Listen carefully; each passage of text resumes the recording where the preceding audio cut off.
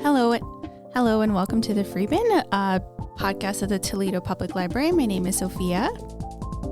I'm Harrison. And I'm Cindy. Welcome.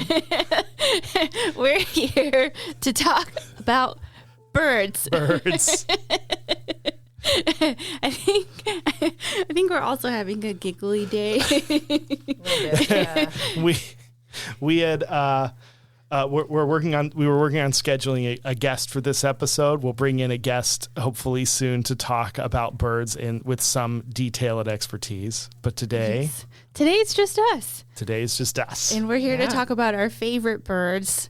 Yes. And or birds we find fascinating. yes. Yeah. Exactly. Yeah. So, but first, okay, breaking news. We have a ton of events coming up.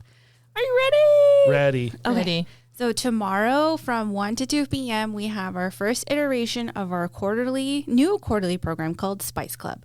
And the spice is za'atar. So we're bringing dishes that incorporate the spice za'atar. So again, tomorrow, 1 to 2 p.m., bring a dish that incorporates that spice. It's going to be delicious. And nutritious. And every time I hear you say Spice Club, I want to say, and we don't talk about Spice Club. Yeah. What happens at Spice Club stays at Spice Club.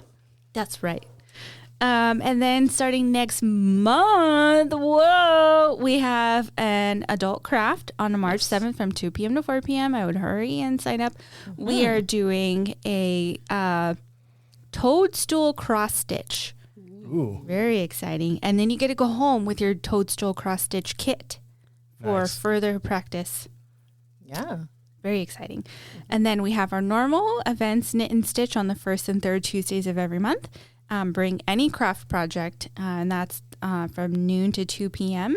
And then Lego Club is every Wednesday at 3:30 p.m. So that's it. That's what I got.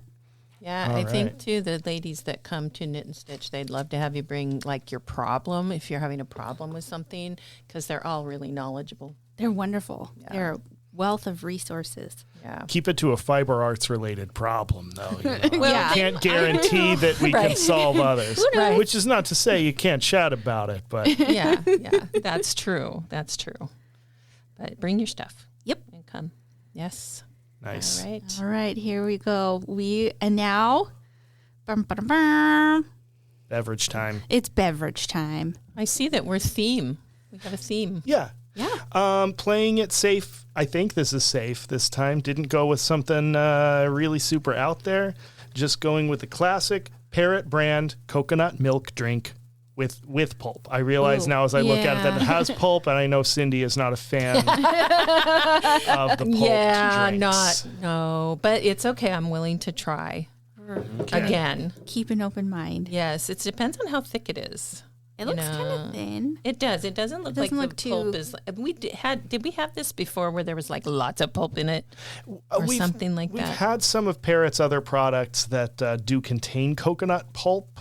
Yeah, maybe that's. But I don't know. Maybe our listeners will remember if we have done this with just straight up coconut milk drink as opposed to like a, Oh man, it's hard to open. It is well sealed. Yeah. All right. Oh. Oh. Uh-oh. Smells Okay. like coconut. It does smell like Oh, coconuts. I like it. Okay. Ready? Okay. 1, 2, 3. Salud. It's the pulp. I don't mind the flavor, and I'm not a huge coconut fan, but it's the pulp. Okay. Flavor, great. Pulp, no thanks. Yeah. I got hit with a mouthful of pulp, and that was unpleasant. Yeah, it's like a. Mine's- I'm not used to chewing my drink. I don't mind the pulp. Mine's a little like bitter or something. When's your expiration date? Does coconut milk go bad? I don't know. It tastes delicious. It does. The cream of the crop! It does taste good, but Yeah. it's the pulp. Maybe if I took it home and strained it, I would drink it. Yeah, it was unpleasant. I kind of like the pulp. Ew. Is that where we're at? That's where we are. I like the pulp. Mine might have been off. Stop it. Get some help. It's a little bitter. I think mine might have been off a little bit. Oh, I it's hope still not. within date, but I like the pulp. But you And I drank it anyway. I even drank if it the was whole All off. of it. I drank all of it. Whole thing. Well, I might take it home and like strain it, maybe. Yeah. Because it isn't bad, and I bet it would be good, like in when you do like Thai food and stuff, you use coconut milk. Maybe it'd be good in that. Yeah. Yeah. I don't know, but it is a coconut milk drink. It's not like straight up. Coconut. Yeah, it's got sugar. It's got Yeah. sodium Oh, yeah, it caseinate. does. It's a lot of been sugar. converted into a beverage. It's not straight It's up. a delicious beverage. Yeah, that's good. But I don't know if you could turn it into a sauce or a soup. I don't You can think- strain the pulp through your teeth. Just suck it through your teeth. Yeah, just, Ew. soup's Even. almost ready, guys. Just gotta spit the rest of it out and put a bunch of salt in there to counteract the sugar. That'd do it. Even worser. Gross. Yeah. Okay. All right. All right, I'm ready to talk about birds. Yes. Yes, I'm ready too. All right. Who's gonna go first? I'll go first this time. I usually don't, but today I will. Okay, Okay. go for it. We're here to talk about the bald eagle All right. and the great blue heron. Oh yeah, I like those. So I Majestic. both of those. majestic birds. So I picked these birds because I usually see them in the fields, in the big, it's like marshland almost. I don't know, wetland outside of my neighborhood. But the bald eagles are usually not there for good reasons. They're there to, well, good for them, I guess. In my eyes, I'm like, oh no. But they're there to eat the sheep that roam the fields. I did not know that bald eagles ate sheep. Do they outside go of my after the neighborhood. big sheeps? The little ones. Oh, Yep. the babies. Yep. It's Well, I hate to tell you what the herons do. What do the herons do? no, this is bad. They were majestic and beautiful in my eyes, but what do the herons do? Eat baby ducks. What? Yeah. This takes them down a notch in my balls. I usually I live by the slough in Toledo. herons eat baby ducks. Oh do. God! And bald eagles eat the baby sheep. I usually Sorry. see bald eagles, soaring. Uh-huh. Right. But when I grew up, there's an awesome outdoor museum in Tallahassee where they had rescue bald eagles, and for most of my childhood, they had one with one eye, Right. looking kind of scruffy, but he was a cool guy. Yeah. I He don't never, think he never ate eats any sheep. They didn't let him get at any sheep. So, this reminds me. So, gosh, I'm trying to remember what it was. So, last year there was like a live cam feed from Big Bear Valley Woods of the eagles. They were keeping an eye on the egglets, like eggs hatching, and then the birds as they grew. And then I think they left the nest. I think at least one did. There was 2, 3. Oh, gosh, it's been a year. I can't remember. But some of them made it, one didn't. But they made it. Yeah. Yeah. It's very cool what they're Yeah. doing. Very Cool. Yes. Very satisfying. Okay, so the bald eagle that eats sheep are one of 8 species of sea eagles worldwide. And it's the only sea eagle found throughout North America. Wow. They have a wingspan of 6.5 to 8 feet. Wow. They're big.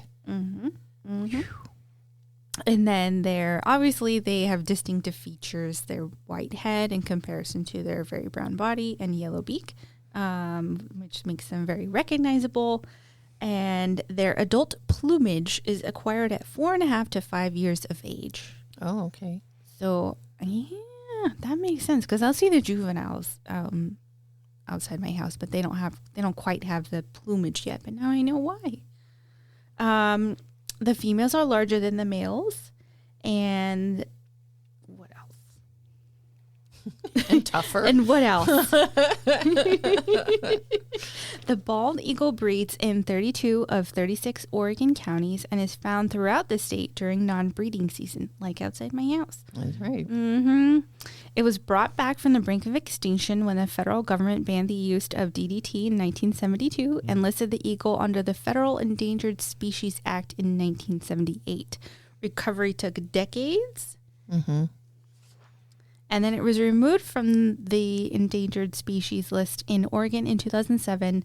and then removed from the Oregon State Threatened Species List in 2012.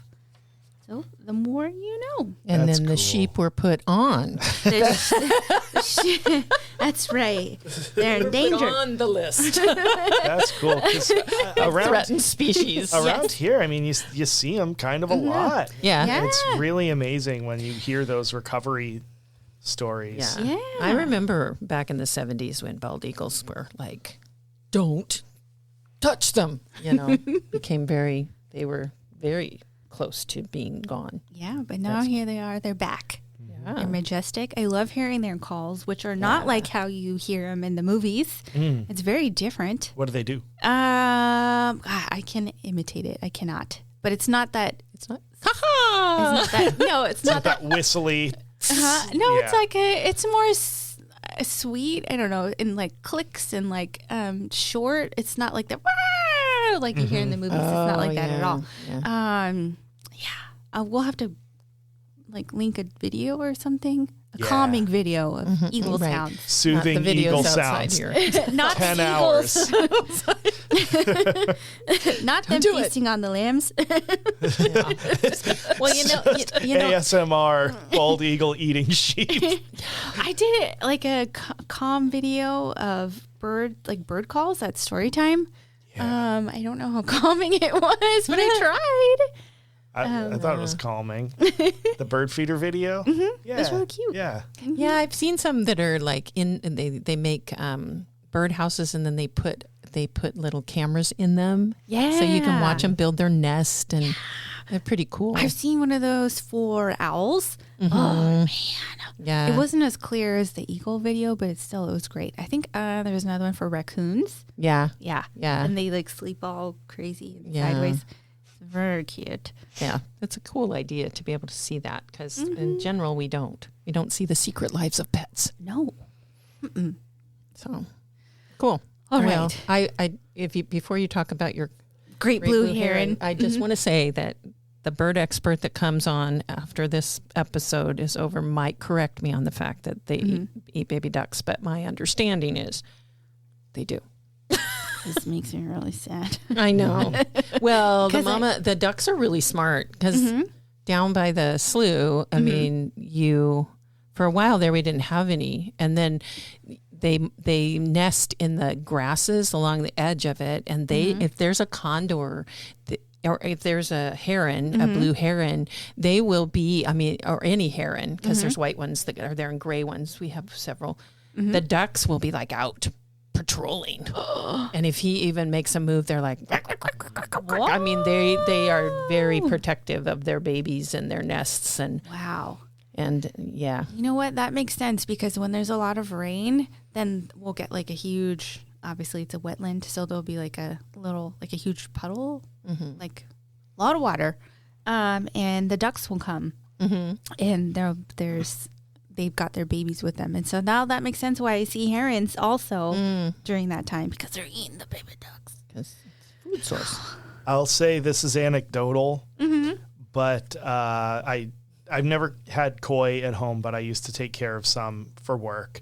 And I've heard that it's, like a common sort of joke that great blue herons always know the most expensive koi in a pond and they eat it. But They have good taste. my manager, in relating that, where I used to work, did say the reason for that is just that really expensive koi are really purebred koi that are so thoroughly domesticated and far from any survival instincts that wild carp ever had, that they are just so used to any animal being their friend and like hugging them or giving them food that really high value breeder koi are the most likely fish in the tank to approach a great blue heron because they want to make friends with They it. want to be friends. They want to be friends because that's all koi can really do. Right. And then the heron's just like, oh, that's it. This is huge and delicious, Tasty. and it's going into my mouth. Yeah. It's great. It's easy catch. Sad Facts Friday. I'm sorry. I'm making it sadder. I thought that was an interesting take on that whole, the birds always find the most expensive fish. It's like, no, the most nature. expensive fish finds the bird. Now I'm sad. Because- This koi. I just want to be friends. They are. They're Well, nice. I like koi. Man. Being stupid gets you in trouble. Can. Man. But it's not their fault. They were bred that way. Yeah. Mm-hmm. That makes you feel better. That's right. If you're going to blame someone, blame the breeder. Yeah. Those fools. Okay. There are no bad fish, only bad owners. There you Yeah. I just, Yeah. I'm not even, I don't know. Yeah. Yeah, sure, yeah. go. Okay. I'm with just it. thinking, are we going to get hate mail from Probably, koi yeah. breeders? It's not my fault. Not my fault, koi, you're dumb. You can. It happens. Sometimes bad things happen. Yes. Yeah. Yes, I guess. it does. And everybody has all the animals want to survive. And they eat things. Yeah. I guess they got. Even the little koi are eating the little brown pellets that probably want to live, Yeah. Well, yeah, Yeah. the fish they were ground up from Right. wanted They to. probably wanted to Yeah. live. So, They did. let's And just now remember a heron gets to eat a $300,000 gosh. show. What? Yeah, there That's are some like a- koi that That's are. like a house. Although A house?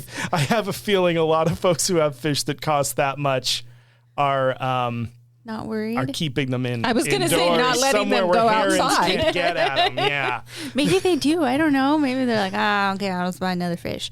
that's like a big flex if you can buy like a world Big old champion koi. grade koi and you just keep it in a backyard pond. Whatever happens, man. How do you have a world champion fish? Yeah. Oh, international, like dog shows, same thing. They're international fish koi shows? What? Yeah. Do they And- have to perform? No, Imagine.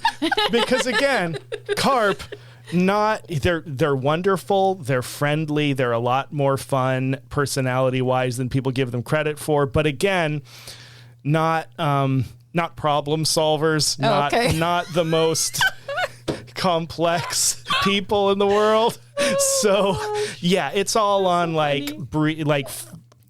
fins pretty it and is. markings Yeah, and okay. body form and all of that kind of stuff. But yeah, it's like dog shows Carp shows. but these carp can live many Yeah. decades. So you've got So can have a champion that's when there your and- champion retires, do they then breed the champion? I assume so, but I've worked with people who've worked within that world. I never have, but Okay. I know someone we can get the answer from, and maybe we should. Just find that fascinating that people show their fish. Oh yeah. I mean, There's I some can understand amazing showing a fish. dog because a dog can do fun things like jump Yeah. over fences Yeah. but fish, You know- just swim. You know who does understand? Great blue heron. They appreciate. They appreciate They that. appreciate those fish.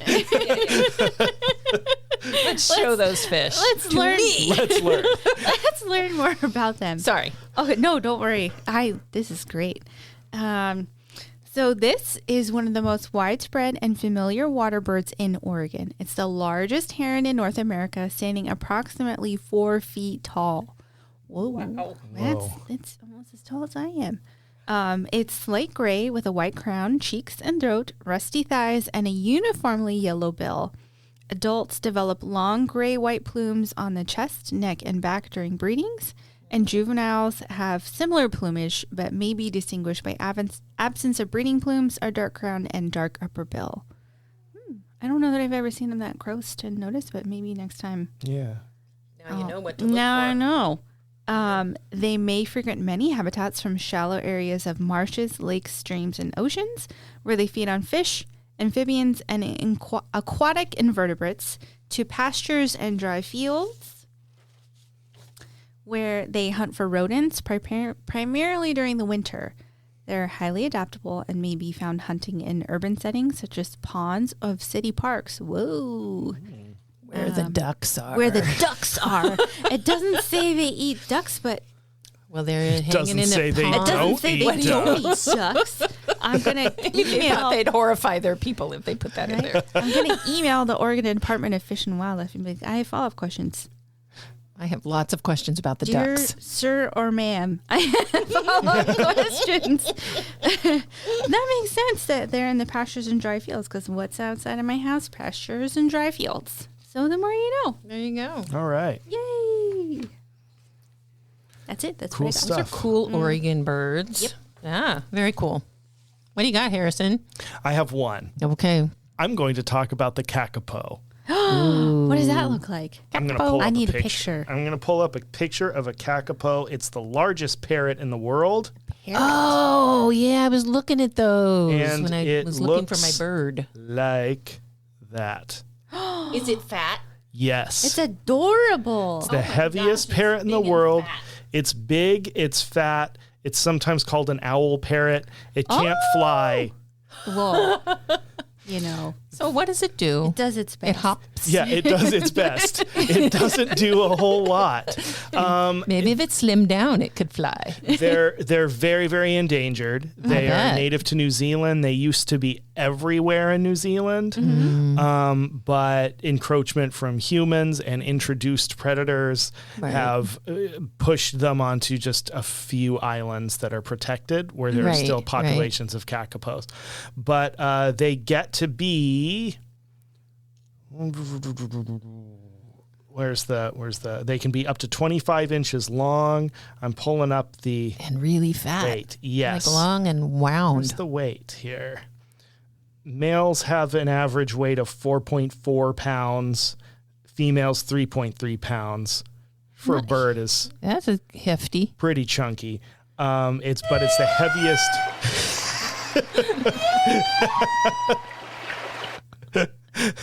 It's the heaviest species of parrot. They can't fly. They live on the ground. They have absolutely no, I don't know if this has changed, but they have no fear of predators or anything. So when people are doing like conservation work on the islands where they are, they'll just come up to you and hang around and be friends. Wow. That's all they do. But which is weird because they're not really a social species with other kākāpōs. But if humans are around or like monsters that want to eat them, much like a breeder koi, Koi fish. they can't fly, but they can waddle up and just feel like, what's this? What's up, guys? And they want to hang around, which is why they're so endangered. Because they did not eaten like a adapt. koi to me. fish. They get eaten by everything that eats birds, and they're a huge, tasty bird. Yeah. Or Sad Facts Friday. Yeah, but the animal itself, I mean, there are conservation efforts to keep these populations going, and their mating, whatever it is, rituals are really interesting. So they have a lek system where the males perform, and then females will find like the mate that they want. They want. Right. So it's a lek system. So you usually have like a number of females who will all go for a single male and mate with one male. And the way they perform is the males dig a little bowl in the ground and they sit in there and they make a booming noise. It sounds like the kick on an 808 drum machine. It's like, and they just sit there going, and then every once in a while they do a noise that's referred to as a ching, where they make this kind of high-pitched chirping noise that I can't imitate, and then they go back to and then Funny. and then they that's kind of it. They just hang out. They're just I don't know why Happy this little is birds. my favorite bird. Yeah, they just they live on their island and they hang around and they Attract females with they go booming boom. noises. Yeah. Yeah. They're endangered, and that's worrisome. I hope that they can get a big thriving population back, maybe get them reintroduced in some places. I don't know how that's going to work with all the stuff, but just they're just cool. They're just cool birds that don't do anything. Except they just boom and eat and It makes me think of like the movie Rio when they had all the different kinds of parrots. I want one of those in a animated and I want to see the personality of this guy. It'd be like, Oh. you know. Yeah, oh, yeah.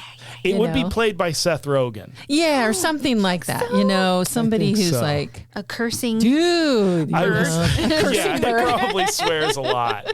I was gonna say I would like to see it at Angry Birds because I mean that's the heaviest parrot in the world. It's big, it's round. You could knock out a lot of stuff with a Pig. kākāpō. Hit a lot of pigs. But yeah, so I don't have a lot to expound on in mine. I just Oh, I that's love the interesting, though. kākāpō because yeah, a lot of the pictures you find are they're just in somebody's lap because someone was sitting down to take field notes or something, and it was like, Yeah. Hey, dude. Let's be friends. just got in there. Yeah. Yeah. That's so cute. Oh, well, yeah, we won't talk about how they're. It's not Sad Friday with the kākāpō. There, people are working hard Yes. on kākāpō conservation. Well, that's good. I mean, that's a unique species that should be tried to be saved Yeah. because they're helpless, apparently. I don't know how they made it. They can glide a little bit. They can, for short, okay. they can't gain elevation really, but if they fall off of something, they can go like, "Ah," and they can slow down while they fall. And if there's a hill, if there's a hill at the right angle, they can kind of like, Run and and they can kind of like move at an angle okay. downward.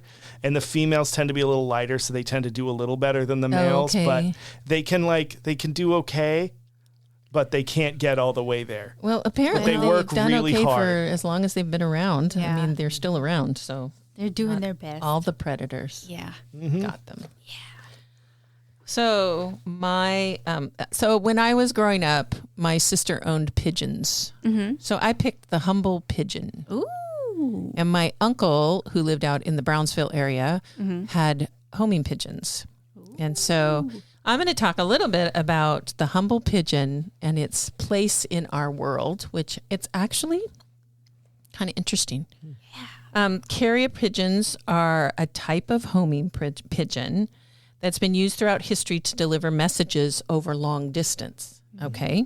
So it's kind of interesting because you get your basic pigeons, but these particular type of pigeons have this incredible ability to find their way home. And rock pigeons are even more so, and I'll explain why in a second. So pigeons have this innate sense of direction for some reason. It's built into their bodies and their brains. They can fly at speeds that exceed 60 miles per hour in a good wind. Whoa. Which makes them really well suited for messenger duty. And although carrier pigeons are no longer used as frequently as they used to be, these birds continue to fascinate people with their unique ability to find their way home over hundreds of thousands of miles and thousands of miles. For example, in 1931, a pigeon released in France returned 24 days later, traveling 7,200 miles to its home in French Indochina. Whoa. Wow. I know. But messenger pigeon history dates from ancient Greece, where they used to spread the news of major events like the Olympic Games up until modern wars. During both World Wars alone, hundreds were employed by military forces worldwide that needed contact on updates on battle progress. And because, and we'll talk about it a little bit too, how I didn't realize till I read something. I was like, how does this work? How does the pigeon know where to go? But it's fascinating stuff with this animal, this little bird. Pigeons are docile and easy to deal with, and they are. You can, when we had them, we could just go in and grab them and just hold them and pet them, and they're very docile birds. They can be used in, I know, like doves, they can be used in magic tricks because they'll sit in the quiet in the dark if you put them in something. They are easy to capture. They reproduce quickly, and they are very reliable. Rock pigeons are the best kind of carrier pigeons because they have better navigating instincts than your average pigeon. But all pigeons have an excellent reputation for being great navigators. Carrier pigeons have a strong homing instinct, and they will always return to their home where they were born and nurtured. They will always go back there. They don't go anywhere else. They're just like This is where I'm going every single time. So they use landmarks, the sun's location and the stars at night, and the Earth's magnetic field to navigate. What? And most birds have an internal compass as a navigational tool to go to a general region. But pigeons have magnetoreception. Magnetoreceptions? That just reminds me of X-Men. Magnetoreception ability that functions in unison with their internal compass. Wow. Okay. So magnetoreception is the capacity to sense and orient oneself in response to the Earth's magnetic fields. Rock pigeons with the greatest potential were bred to produce powerful and dependable homing pigeons. So I don't know how you do that. They orient themselves according to what their brain tells them. Mm-hmm. They also have a sense of smell, keen eyesight, and landmarks and man-made roadways. So they will follow like a train line or a road back to home. They'll use those landmarks. Carrier pigeons also, this is kind of this is something that's a theory. Mm-hmm. They can detect low-frequency sounds below 20 hertz, is that right, HZ, that originate from Earth. So there's a theory that proposes that they create a mental map of their environment using those sound waves. Wow. Allowing them to navigate home. Wow. Harrison has a look on his face. I'm just trying to think about, like, so low-frequency sound, less than 20 hertz. How often are we getting just sound up from the ground that's low? I don't know.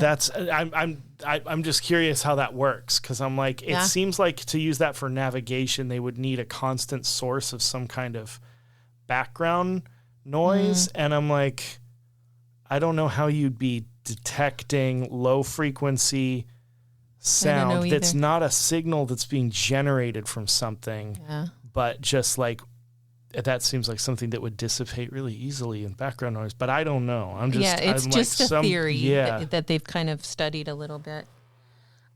So carrier pigeons don't inherently know how to travel between arbitrary points. Mm-hmm. So their remarkable ability is primarily focused on returning to their home loft. So the homing instinct is fundamental to their use as messengers. A pigeon must be raised and imprinted on its home, which then serves as its fixed destination. Oh. So it always goes to that spot. Yeah. So the training process for carrier pigeons is gradual and systematic. It begins with allowing young birds to fly freely around their loft. And a loft is like a huge cage, and they're usually on the roofs of houses or in gardens, and they're big enough that birds can move around in them. You know, it's like an aviary, but with a little more cagey. Yeah. They become intimately familiar with their immediate surroundings, and then trainers progressively increase the distance from which the pigeons are released. So they'll take them out in the mile down the road and they go back home. And then they'll take them, they just kind of keep repeated exposure to increasing distances. And this allows the pigeons to learn the landscape and to refine their navigational strategies. Messages are typically attached to a pigeon's leg, and the bird is then released to fly back to its home, facilitating one-way communication.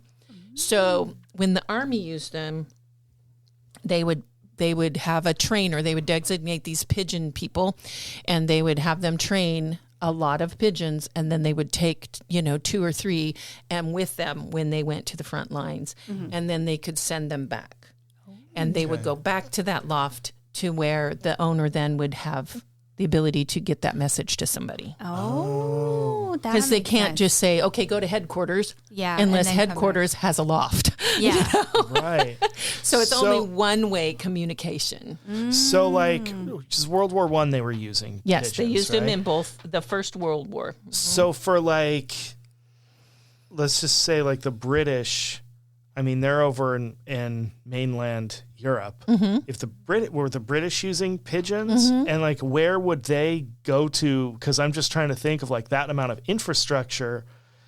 like I know it's somewhere to the rear that they'd be sending the pigeons, but were they sending them all the way back to Britain, or did they have like an established long-term pigeon training facility somewhere way back? I think with World War II, well, I'll read about those in a second, but First World War, they sent short messages on land and in the air and at sea. So a lot of naval ships had pigeons on them because they could send them out if they got bombed or they were taking on water or something like that. They could send the pigeon back with where we are, and then they would send rescue. So that was used a lot. Could travel overseas. And that's in the Channel.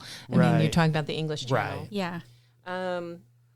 They also pigeons were sometimes the only reliable way of getting vital messages through, and as well as carrying messages on land. Pigeons were also used when men were stranded at sea. So, if I would imagine that whoever's the radio operator or whatever, they would grab the pigeon and run. During World War II, the United States military trained 54,000 homing pigeons. Wow. Over 36,000 of those pigeons were used overseas by 12 signal pigeon companies. Okay. So they might have been trained to come back to that company. Yeah. So they set them up. Yeah. And that makes sense. Yeah. Okay, so those 12 signal pigeon companies throughout each theater of operation. So in maybe Germany, maybe Belgium, maybe France, maybe Italy, they had those companies. And that must be, they just trained them there. Yeah. That makes sense. Yeah. Upon arriving in Germany, members of the 285th Signal Pigeon Company located over 1,000 homing pigeon lofts and clipped the feathers of over 15,000 pigeons to prevent their use by the Germans. During World War II, the United Kingdom used about 250,000 homing pigeons for many purposes, including communicating with those behind enemy lines, such as Belgian spy Josef Raskin. The Dicken Medal, a highest possible decoration for valor given to animals, was awarded to 32 pigeons, including the United States Army Pigeon Service's G.I. Joe, that was his name, and the Irish pigeon Paddy. And the Dicken Medal is from the People's Dispensary for Sick Animals. It's a British veterinary charity, and it was the woman who started it is the one who made the medals.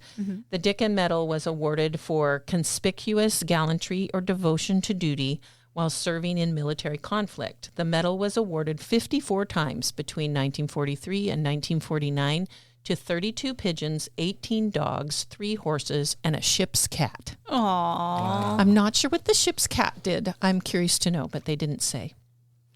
So I have a couple of hero pigeons that received the award. Pigeon number 498, which Skipper Crisp, he was in a submarine, sent for help when he was attacked by a submarine. He was in a boat. Crisp was killed, but the bird delivered the message in time for help to be sent to the crew, although one wing was wounded by shrapnel. Oh. There's a pigeon who saved 4 lives. It struggled against a gale with a message from 4 airmen who had come down in the sea. The bird died from exhaustion upon arrival, but he rescued the 4 men at sea. Pobrecito. The Royal Air Force pigeon was claimed to have flown 22 miles in 22 minutes to deliver a message that helped with the rescue of 2 wrecked seaplane pilots. Wow. And during the Second World War, pigeons were widely used for carrying messages by the Army, the Royal Air Force, and the Civil Defense Services. Royal Air Force air crew carried homing pigeons on board their aircraft so that if they had to ditch in the sea, the pigeon could fly back to base with their location. Homing pigeons were also used to carry other urgent messages. Gustav, he had a whole film about him, a newsreel film, carried back the first dispatch for news agency Reuters. On D-Day. So he was the first pigeon to report the news. Another pigeon, the Duke of Normandy, brought back the first message on D-Day from British airborne forces. Wow. So they served a big, the pigeons, especially these rock pigeons, but pigeons are they're very interesting animals because who would have thought, Not that me. you'd go back to your home. But and then who thinks to use that, Yeah.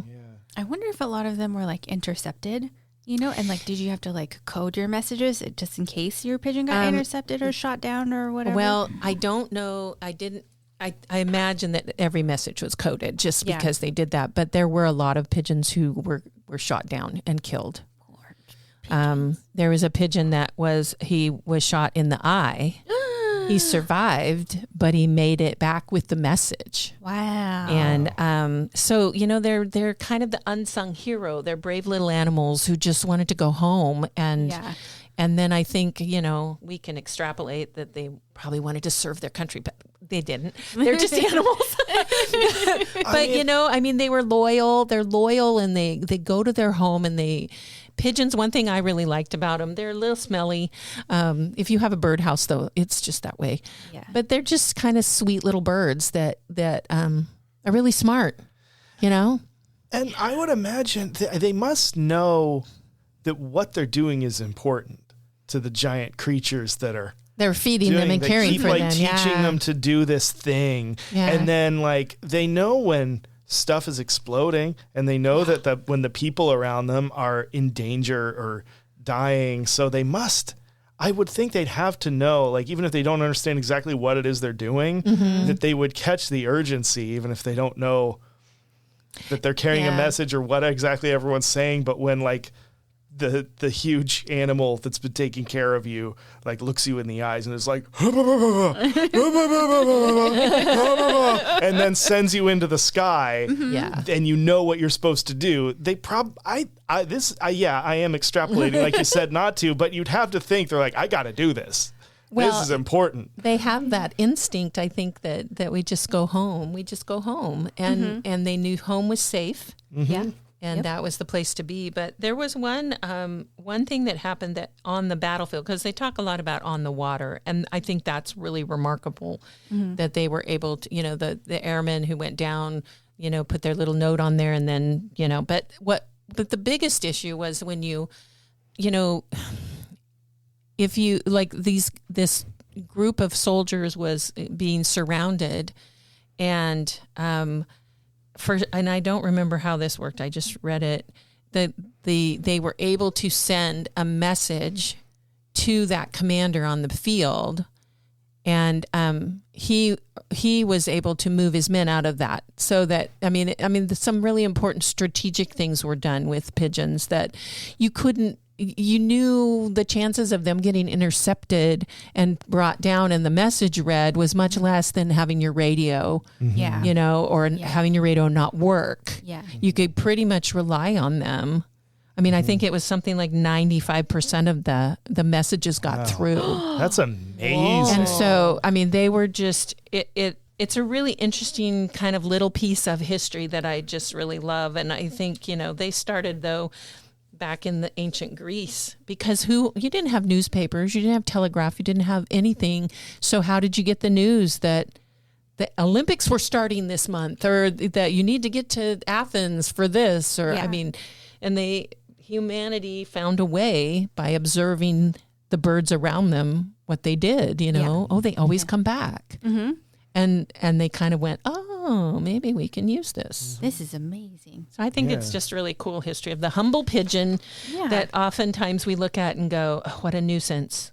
But no, they're important. But they're not. They're not a nuisance. Sometimes they are. Yeah. Two things can be true.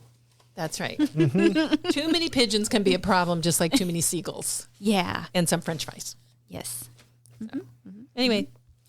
All right. So now when the expert bird person comes, we'll all be corrected. Yes. Yeah. Everything we said. So, take it with a grain of salt. All right. Okay. I'm done. Conclude our birdcast day. I think so. It is not Sad Friday anymore. Okay. No, we turned it around. Yes. We did a 180. Yeah, we have Not did. Sad Facts Friday anymore. No. no. Hopeful fact. Yeah, that's right. Friday. Leaving with optimism. Yes. Yes. Yes. Yep. Okay. All right. We'll talk to you all next time. Bye. Bye. The Free Bin is a production of the Toledo Public Library, which is part of the Lincoln County Library District in beautiful Lincoln County, Oregon. Writing by Cindy Bilek, Sophia Kahn, and Harrison Baker. Original music by Harrison Baker. Editing by Harrison Baker and Sophia Kahn. The views and opinions expressed on this podcast are those of the speakers and do not necessarily reflect those of any organization they represent. Good night.